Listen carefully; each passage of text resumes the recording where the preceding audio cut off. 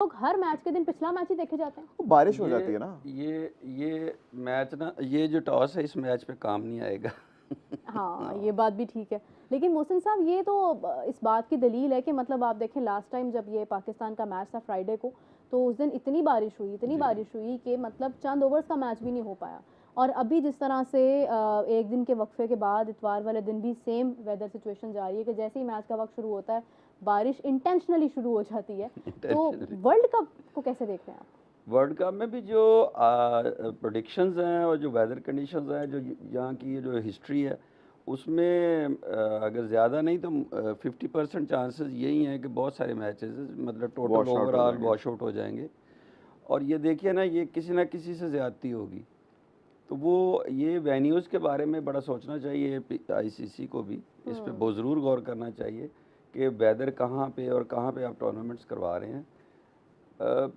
अब देखना, टूर्नामेंट का सारा मज़ा ही किरकिरा हो जाता है कि जी मैच नहीं हुआ, एक एक पॉइंट हो गया, जो डिज़र्व करता था उसको एक 2 पॉइंट मिलने चाहिए तो उसको 1 मिल गया, और लॉसेस अलग। और लॉसेस अलग। जो और ब्रॉडकास्टर्स का कितना नुकसान है। ब्रॉडकास्टर का, और फिर जिस पे सारी चीज़ हाँ। बेस करती है वो है देखने वाला। हाँ। और देखने वाला कितना वो मायूस होता है कि टिकट ली है, अब वो जाएगा, उसका है सारा कुछ है, वो आगे मैच नहीं हुआ। तो ये बहुत सारी चीज़ें जो डिसअपॉइंटमेंट की तरफ चली जाती हैं। तो ये बेसिकली आईसीसी को अब जितनी दुनिया एडवांस है, हर बंदे को पता होता है कि वहाँ वेदर क्या है, सारी चीज़ें, हर चीज़ का पता है।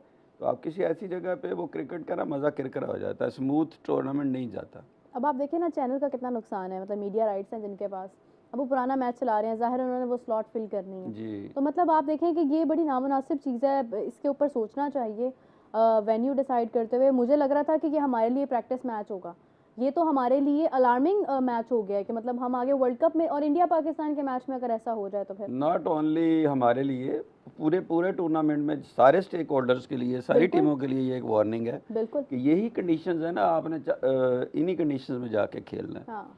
तो आप इतना ट्रैवल करके आते हैं और फिर सारा एक प्लान होता है और उस दिन मैच ना हो, तो फिर कितने अफसोस की बात फिर है। सबसे बड़ी बात है ये आईसीसी का है ना, इसमें आपने पॉइंट्स लेने हैं। हाँ। अब पॉइंट्स का आपकी टीम किस तरह की है, आप गिली विकेट पे खेल रहे हैं, आप पहले खेल रहे हैं, बाद में खेल रहे हैं, डीएसएलआर वो क्या है, डीएलएस। डीएलएस, वो अप्लाई होना शुरू हो जाएंगे, रन रेट, स्कोर।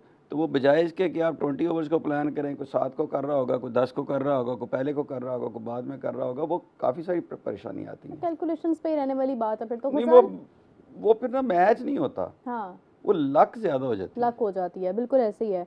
गजाल, दुबई के अंदर भी तो किए जा सकते थे ना मैचेस, मतलब ठीक है, अगर होस्ट कंट्री श्रीलंका था तो होस्टिंग, ये तो पहले, सबसे पहले तो आईसीसी को ही ये सोचना चाहिए था कि श्रीलंका के साथ क्या होस्टिंग देनी चाहिए या नहीं, वेदर कंडीशंस के साथ साथ। और अगर श्रीलंका इसको ना होस्ट करा तो फिर प्रॉब्लली यूएई के अंदर हम लोग मैचेस करा रहे होते। हाँ, यूएई में बहुत ज़्यादा क्रिकेट हो जाता ना, तो इसलिए ज़रा श्रीलंका को भी थोड़े, मतलब आईएलटी की वजह से नहीं आईएलटी की वजह से नहीं, वो दूसरे हमारे इंटरनेशनल मैचेस भी बड़े, अभी जो रिसेंटली चैंपियंस ट्रॉफी भी जो हुई थी उसका, हाँ, क्योंकि तो जो फिर यूएई जितने भी में बहुत मसले ज़्यादा बने थे होस्टिंग हो जानी वो थी, उधर ही हुई राइट। थी, तो यूएई में होते रहते, दूसरे बोर्ड्स को भी साथ लेके चलना होता है ना। तो इसलिए अगर यहाँ पे श्रीलंका अकेला होस्ट होता फिर तो जाहिर सी बात है उन्होंने ऐसा नहीं होने देना था, इसलिए को होस्ट है श्रीलंका। और अभी भी जैसे मोहसिन साहब ने कहा ना, लक फैक्टर, मतलब I was literally about to say that कि इसमें लक फैक्टर बहुत ज़्यादा आ जाता है स्किल फैक्टर से, क्योंकि अगर फॉर इंस्टेंस के कम से कम आप 5 ओवर का मैच हो सकता है, तो अगर वो 5-5 ओवर का हो जाए तो उसमें इतनी ज़्यादा स्किल मैटर नहीं करती, तो उसमें थोड़ा क्या बड़ा ज़्यादा लक फैक्टर आ जाता है। अब इसमें क्या हो सकता है, अगर आपका मैच टोटली वॉश आउट हो जाता है,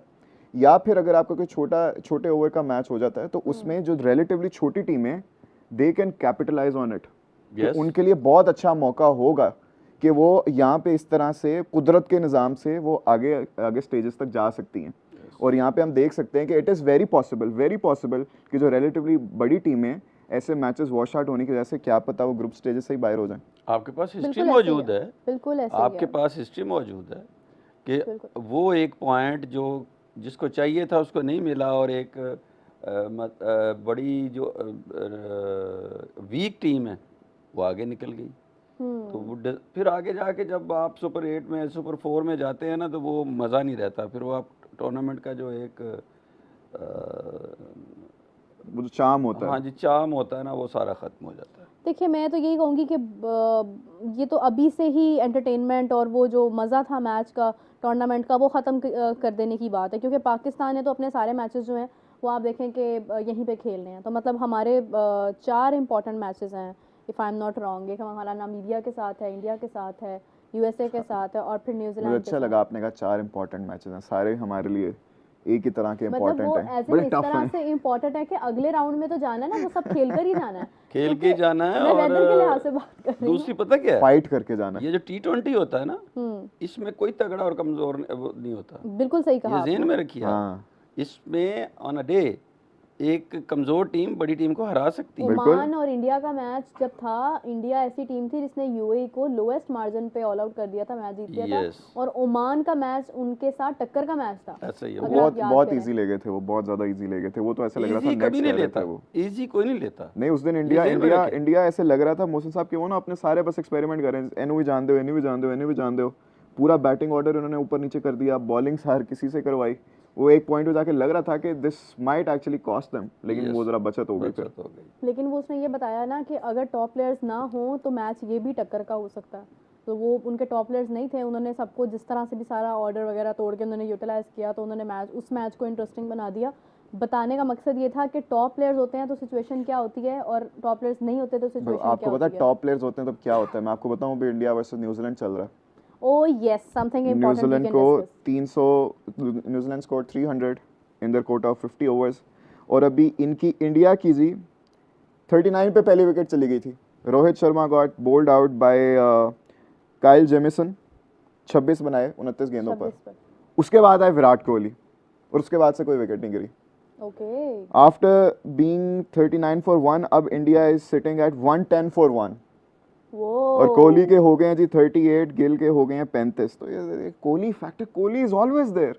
अभी मुझे याद है ऋषभ पंत भी शायद इंजर्ड हो गया। ऋषभ पंत भी अभी स्क्वाड में बिल्कुल नहीं है। कल आ रहा था, राहुल है रोल आउट हो गया कुछ, Injured हो गया, कल rolled out कल हो कल था। बिल्कुल। साइड स्ट्रेन निकल आई है उनको शायद। और ऋषभ पंत की खैर इनके पास ऑप्शन, इंडिया की अच्छी बात ये होती है कि इनके पास ऑप्शन बड़े ज़्यादा हैं।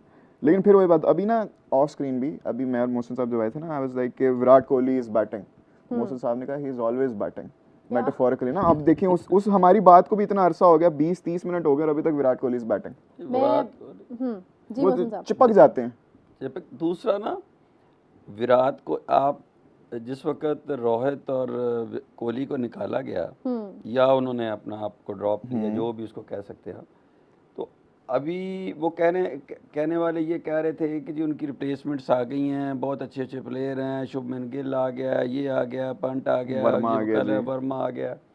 तो उस प्लेस को पूरा करना कितना आसान नहीं होता।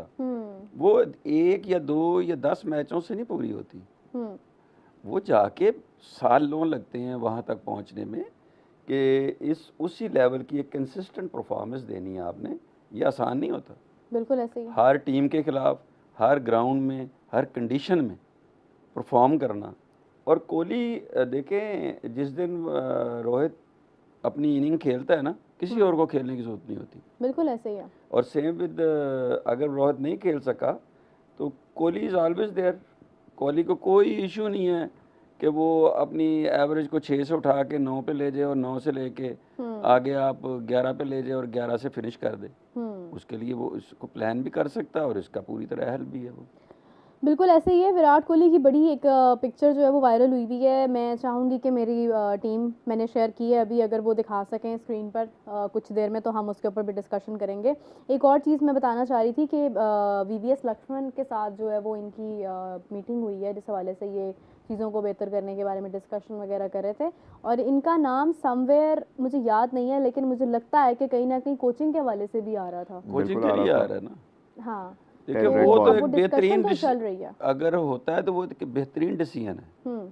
उसकी वजह ये है कि इनकी क्रिकेट जितनी इम्प्रूव हुई है उसमें बहुत बड़ा हाथ राहुल द्रविड़ का। राहुल द्रविड़ का, एग्जैक्टली। अच्छा, राहुल द्रविड़ क्या है? राहुल द्रविड़ एक टेक्निकली करेक्ट प्लेयर है, मेंटली बड़ा स्ट्रांग है, और द मोस्ट इम्पॉर्टेंट जो किसी भी कोच के लिए होता है ना, वो होता है बैलेंस होना।